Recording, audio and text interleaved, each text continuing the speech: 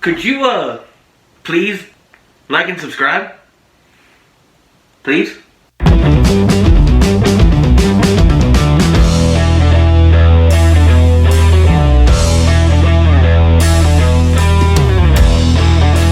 Hey, what's up? My name is Nelson, and today I am talking about Friday the 13th, Part 6, Jason Lives. Determined to finish off the infamous killer Jason Voorhees once and for all, Tommy Jarvis and a friend exhume Jason's corpse in order to cremate him. Things go awry when Jason is instead resurrected, sparking a new chain of ruthlessly brutal murders. Now it's up to Tommy to stop the dark, devious, and demented deaths that he unwittingly brought about. Well, I really wanted to talk about this movie because I grew up with this, and it is definitely one of my favorites. It is my go-to every year. It has been for years. It used to be on TV, and I remember I would always watch it, and then I just remember thinking about it a lot, and that's when I finally bought every Friday the 13th, because this is probably my favorite horror franchise. I would really have to think about what my favorite horror franchise is, but definitely Friday the 13th is like right up there for as one of my favorites. I know a lot of them are dumb. I know a lot of them are very I know it's very up and down, but I truly love this franchise, and Jason Voorhees has always been my favorite killer. I've grown, in recent years, I've grown to love Michael Myers and love the Halloween franchise, but I didn't really grow up with the Halloween franchise. I watched the first one when I was young, didn't really care for it until I got older, but Friday the 13th, Jason Lives is the best Friday the 13th movie, in my opinion, out of any of them.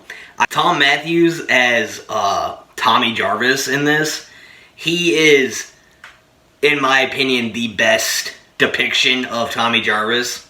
I like all of them in different ways, but I feel like this one is the best one for me. I love Megan in the movie. She is our final girl for this movie. This is going to be completely spoilery. I'm just going to kind of talk, but yeah, Jennifer Cook playing Megan, I love her. She's like this sassy brat, and I like that. David Cajun as the sheriff, which is Megan's father. I really don't like him in the beginning. Gets in my boy Tommy's way, but you really do end up liking him towards the end of the movie.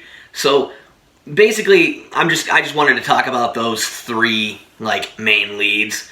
Everyone's really good in this. I love all the camp counselors in this one. They're definitely my favorite camp counselors out of all of them. And the camp itself, there's actually kids at the camp, and that makes it way more riskier.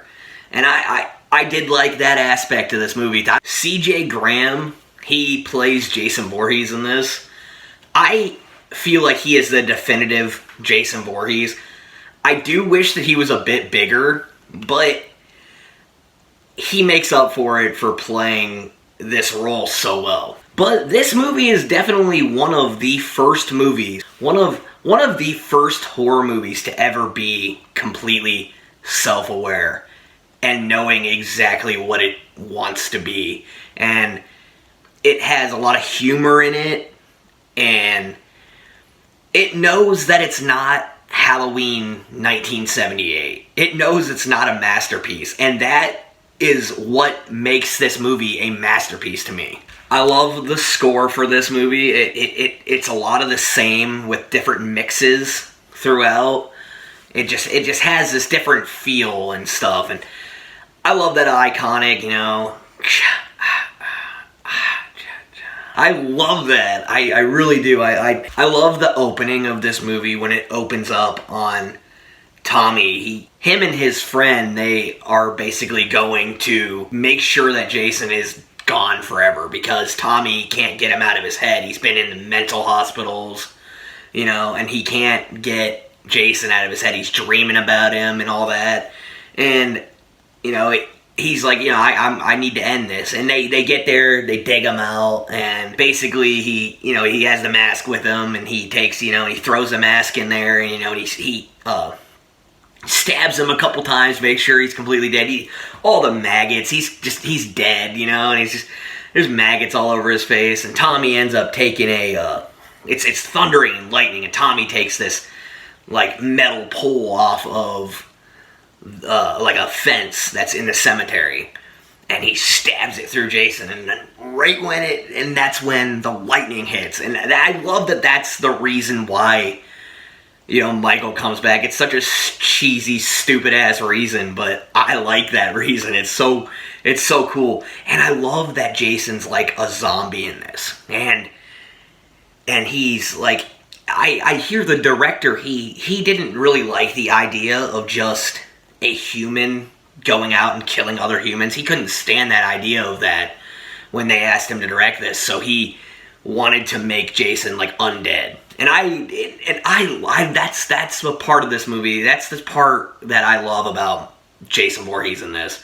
I love that he is like undead and has like super strength and everything. But he gets out of that grave, and he pops up out of the grave, and he's grabbing onto Tommy, and Tommy Jarvis is freaking out and all that. And he ends up, his friend that's with him, he ends up like coming up behind Jason to hit him, and he hits him in the head, and Jason turns around, and he just puts his fist right through his stomach and out the other side, and Tommy ends up running away, getting into the car and driving away, and then there's a part, another thing I really like, the camera goes in like to Jason's eye, and you see like a little James Bond, James Bond goes up and bam and shoots, into the circle, where the gun barrel. But it's Jason's eye. It goes into Jason's eye, and you just see him slice. And I love that. It really sets up for the tone of this film. And it was done very well. But that's when Tommy does meet the sheriff. He comes in, tells him Jason's still alive. He's like, he's gonna come and he's gonna get it. You gotta get it, and he doesn't believe him. He's like, you're that crazy kid, your family and friends all got murdered by Jason back in the day, and he's like, you're crazy, you don't know what you're talking about, and basically he just kind of gives him, crap for it, and that's when he meets Megan, and Megan is completely smitten with Tommy Jarvis's looks, and I just love that whole aspect with Megan and Tommy and her dad, Sheriff Garris and all that. I love that whole the tension and stuff, and how I love how he keeps he throws Tommy in jail, she gets him out, and he goes in and out, and they're trying to find Tommy, and they think Tommy's doing it. I love that. It's really good. But you get to the first, other than his friend getting killed, you get to the first, 2 kills in this movie. And it's this couple. They're driving down this road. They're trying to get, they're counselors. It's 2 counselors. They're trying to get to the camp. And Jason, he's just in the middle of the road, and they stop the car. And the girl, she says, I've seen enough horror movies to know that a weirdo with a mask is bad news, or something like that. And it's so funny. I the one-liners in this movie. There's a ton of one-liners in this movie that really, really work. But she ends up, the guy ends up getting out and has a gun, and he shoots Jason, and it does nothing. And Jason has like a big metal pole, and he just kind of picks him up, throws him over his, over his shoulder, and he's dead. And then she gets out, and she tries to run, and she falls into a puddle, and she's looking around, and he's not around, and all of a sudden there he is, and Jason teleports, and she tries to give him money so that he doesn't kill her, and he of course kills her. But the gore in this movie is really well done too, with the practical effects. And if you're on my channel, if you watch my videos on my channel, I love me some practical effects. So yeah, the kills in this movie are great. But you got this old drunk in the movie. He takes care of the cemetery. There's a part in the movie how he kind of just like looks into the camera. He's drinking, he's taking he notices Jason's been completely unburied. And so he's like, oh, why would these kids want to unbury Jason, and he looks right into the camera. He looks right at you and says, some folks have a strange idea of entertainment. And he says that right to all of us sickos. Basically. I mean, it is messed up that we like this stuff, but I love it. There is a complete scene where it's a paintball scene. And it's cool, you got all these goofy dudes, they're all dressed in camo, and they're playing paintball. It's like a work thing for them. And there's a little argument between the two guys, and there's a girl that's with them, and she shoots both these guys, and they're dead, and with the paintball, and they've been eliminated from the game. And they're like, why would we invite this girl and all of that? And it's cool. This movie came out in 1986, and that probably was kind of hard to talk about at that time. Something like a girl having, being better than a guy at something like that. And I thought that's kind of cool. The movie, it gives us some girl power, and I like that a lot. But, you see the one guy, he's all pissed off because she shot him, and he's never died in the game before, and he's got a machete, and he's whacking through, we shouldn't let women play this game, this is for men, she should be in the kitchen cooking. And he's a dickhead, and Jason comes over and just kind of grabs his arm and rips his arm off. And he just holds his arm, and he's like, And he doesn't realize how strong he is, and he's like, oh, I'm really strong now, because, I died, and I'm back to life, I'm really, really strong now. It's such a funny scene when he's just kind of like, looking at the hand, and that's kind of how he gets his iconic machete, which I thought was a really cool way of him getting it. But, then we cut back to the three, and the girl and the two guys, and she's walking them around, and they're dead, they're dead in the game, and Michael pops out, and he just, with one swing, lops off everyone's heads. And I thought that was really, funny, just, that's impossible, but this movie does a lot of things that are impossible, and it gets away with it because it's very self-aware. And there's this scene, Tommy gets out again, and he's trying to find Tommy. He gets out of the jail, and he's trying to find Tommy, and he's chasing him around this cemetery. It's so funny. He's trying to show him that Jason's gone. He's not in his grave anymore, and he's they're running around this cemetery. It's a very funny scene. I just thought I'd mention it. And honestly, this is some of the best dialogue that I've ever heard in a Friday the 13th movie. Some of these movies are very rough because, first off, when Friday the 13th started, it was basically just a rip-off of Halloween because of how big Halloween was. But, obviously, some people like it better, I do, but the dialogue in this movie is very, very good, for the most part. And I love how good the counselors are with the kids. I really did like that a lot. The counselors are the kids are, scared, they're talking to the kids, and they're, we're gonna have fun and all that, and I just thought the counselors were really, really good with the kids, and I did like that part. I like how this movie looks, too. It's got this, I feel like a lot of Friday the 13th movies are more set in, summertime. This one is definitely colder. Everyone's wearing coats and stuff. And I love how it's definitely set in the fall. And I love how, you see the fog at night in the woods and all that. I really like that a lot. But the aspect of, going back to the aspect of him thinking Tommy is killing everybody, and him thinking that Tommy wants everyone to know so badly that his story about Jason Voorhees being back to life, that he's killing everyone, and that's kind of what the sheriff is thinking is going on. I thought that really did add a lot of, like, tension in this movie, and really, really great. But I mean, I love this movie. There is a little bit, like, Megan is way too trusting of Tommy. I mean, come on. I mean, your dad is the sheriff of this town, and he thinks that Tommy is the killer, and you're just going ahead with him and, you know, helping him out of the jail. She's breaking him out, and they're walking, you know, they're driving, they're trying to find, you know, because she has a little crush on him. I'm just like, okay, yeah, alright. Even though I do think it's kind of like, okay, how do you trust him? I do love that she helps him. I love that Megan helps Tommy throughout this movie. And it's just, I like the chemistry between the two. They're definitely my favorite characters that have ever interacted in a Friday the 13th movie, for sure. There is a part in this movie where, I think her name was Paula in the movie.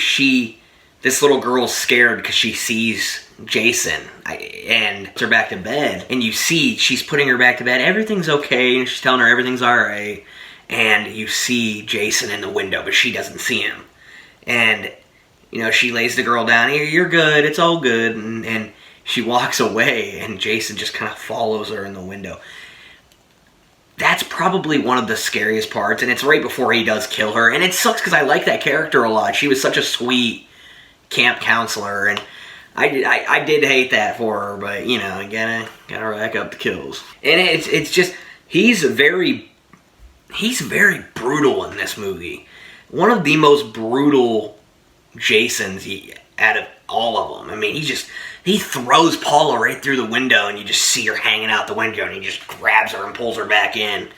He's very, very brutal, and I like that a lot about this movie. But they end up locking Tommy back. You know, Megan and Tommy trick the deputy into. They do this little trick in the movie, and I like that quite a bit. And they get in her car again, and, you know, they basically drive back to the camp because they know, Tommy wants to end this. By then, the sheriff and all that they're at the site. They're at the camp.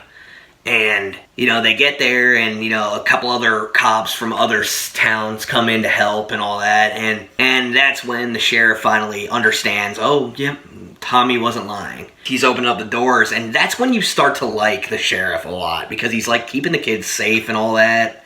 You know, stay here, you know, you guys are all going to be okay. And I really did like that aspect of him, and how sweet he was to these kids. But he ends up putting the kids in another cabin altogether, and he opens up another cabin door, and it's all bloody in there, in this one cabin room. There's popcorn, it's got blood. I mean, there's blood all over the walls. There's popcorn sitting in a bowl, and there's blood all in the popcorn and everything.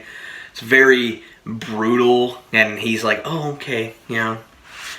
But Jason starts kind of killing some of the other cops too, and he classic Jason, he crushes the cop's skull, the one cop from the other town. You gotta love that classic Jason, the gore candy, you know, you gotta love it. But he ends up shooting, the sheriff ends up shooting Jason several times with a shotgun. He's like, bam! And Jason gets back up. Bam! Jason gets back up. It's so funny because he's just like, the music stops and you hear, and he gets back up. It's like, it's so hilarious, and I love it so much. But he hears his daughter, like, screaming, and so he sees, he's hiding in the bushes, and the sheriff hears Megan scream, and he notices Jason's going towards it, and he says, no, not her, and kind of like sacrifices himself. And that's another reason why you end up really, really liking him. The kill, it's the best kill in the entire movie. Jason just kind of grabs his legs and folds them. Great kill. I guess they like dug a hole in the ground and put another person in the hole, and he kind of just they were kind of in the hole. They were kind of in a hole together, and that's kind of how they made it look like he folded them, which is really clever and really, really cool. And it really, really shows Jason's strength again. I love, and then you get to the ending where Tommy gets the rock and he puts it onto he's trying to get Jason out into the water, and he's like, you know, we're going to take him back to where all of this horrible shit happened. And, you know, where it all started, where the nightmare started.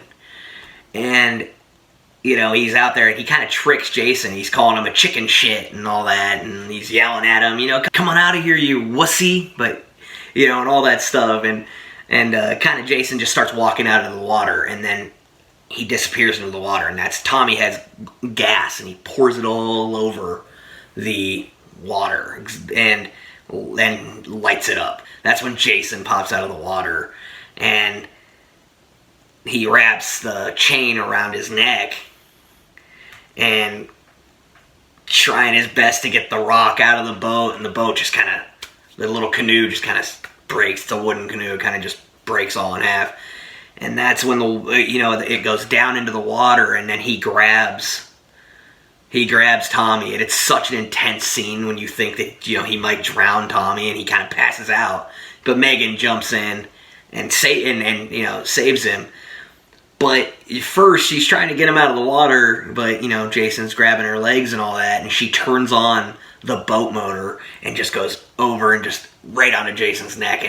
And because he's been dead for so long, it's not just blood coming out of his neck, it's like brown and gross, and it's just like everything's chipping off because he's so decayed and stuff. But she ends up pulling Tommy out of the water, bringing him back. You know, and it's kind of a fitting ending. You see Jason's eyes pop open, just so you know it's not over. You know, he's never gonna die. You know, and this movie, though, I love this movie. This is one of my favorite movies. I'm sorry this video was so long. I just really wanted to, like, go through this whole thing and just talk about it. But I love this movie. It's right up there. It's probably my second favorite slasher movie of all time. First being Halloween 1978, obviously. That is just such an amazing movie. But I grew up with this one, and I've probably seen it 150,000 times. And it's such a good movie. And if you haven't seen it, it's so worth checking out. I mean, it's so good. It's definitely the best entry in all of the Friday the 13th. You got this one, the fourth one, and then probably the second or first one. Not sure which one I really like better, but this one is the definitive Friday the 13th that you need to check out. For my score for this movie, I'm obviously going to give it 100%. I think this movie is perfection. If you like what I'm doing on this channel, please like and subscribe. I'm trying to make it to 50 subscribers before the end of October. I know it doesn't seem like a lot, but it would be a huge milestone for me. Follow me on Instagram at NelsonReviews. Follow me on Letterboxd at Nelson48. Peace out.